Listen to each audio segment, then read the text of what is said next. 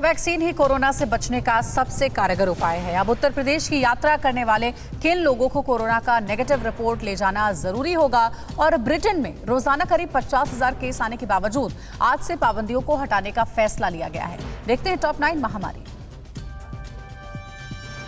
Corona vaccine की दोनों dose लेने के बाद वायरस के डेल्टा वेरिएंट से जान जाने का खतरा 99% कम हो जाता है।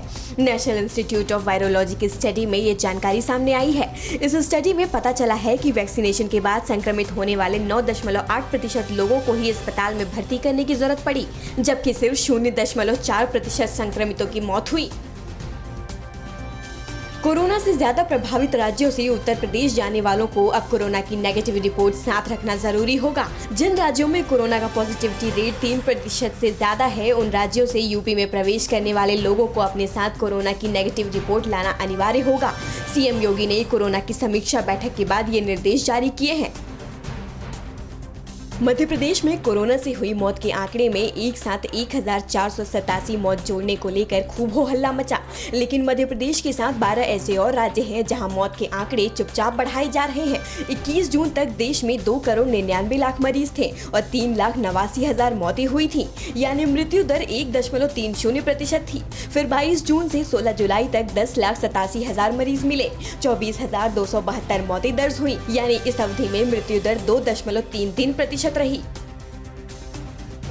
ब्रिटेन में कोरोना की तीसरी लहर के आने के बावजूद आज से महामारी को लेकर लगाए गए सभी पाबंदियों को हटा दिया गया है। हालांकि भीड़ भाड़ वाले बंद जगहों और पब्लिक ट्रांसपोर्ट में मास्क लगाना होगा। इस बीच ब्रिटेन में 18 साल से ऊपर के लोगों को कम से कम टीके की एक डोज लगाई जा चुकी है। शनिवार को ब्रिटेन में 50,000 से ज्यादा केस आए थे, जबकि रविवार को 48,000 से ज्यादा केस मिले। पूरी दुनिया में पिछले हफ्ते के मुकाबले इस हफ्ते 16% ज्यादा कोरोना के नए केस आए हैं। इससे यूरोप के कई देशों के अलावा दक्षिण एशिया के कई देशों में भी केस बढ़ रहे हैं। 24 घंटे में पूरी दुनिया में कोरोना के 4 लाख से ज्यादा नए केस मिले हैं, जबकि करीब 6,500 से ज्यादा लोगों की मौत हो गई।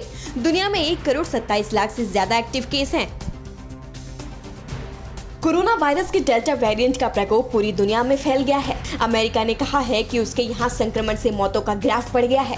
उन लोगों की मौत ज्यादा हो रही है जिन्होंने अब तक टीका नहीं लगवाया है। पिछले सप्ताह की तुलना में मौतों की दर में 26% की बढ़ोतरी दर्ज की गई है। बीते 7 दिनों में रोजाना औसतन 26,000 से अधिक मामले सामने आए हैं। स्पेन में कोरोना की 5वीं लहर शुरू हो चुकी है। पिछले 2 हफ्तों में ही 2,68,000 से ज्यादा नए मरीज मिल चुके हैं। स्पेन में पिछले 1 महीने में युवा कोरोना की चपेट में ज्यादा आ रहे हैं। पिछले 24 घंटे में यहां 32,000 से ज्यादा नए मामले मिल चुके हैं। स्पेन की आबादी के हिसाब से हर 1 लाख लोगों पर कोरोना के एक्टिव मामले एक बार फिर 500 से ज्यादा हो गए हैं। एशियाई देशों में इंडोनेशिया में कोरोना की हालत गंभीर है। इंडोनेशिया में कोरोना वायरस के मामलों में तेजी से इजाफा हो रहा है।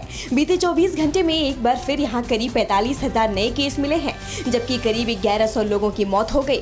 14 जुलाई को इंडोनेशिया में 54,000 नए केस मिले थे, जो कि एक दिन में आने वाले अब तक के सबसे ज्यादा केस थे। चीन पूरी तरह से टीकाकरण करा चुके लोगों को बूस्टर डोज देने की तैयारी कर रहा है। बूस्टर डोज उन लोगों को लगाए जाने की तैयारी है जिन्होंने पहले से चीन की बनाई वैक्सीन लगवाई है।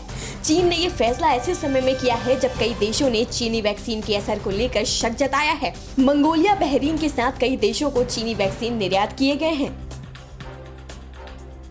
अड़ी सोमवार से शुक्रवार शाम 6 बजे सिर्फ TV9 भारतवर्ष पर।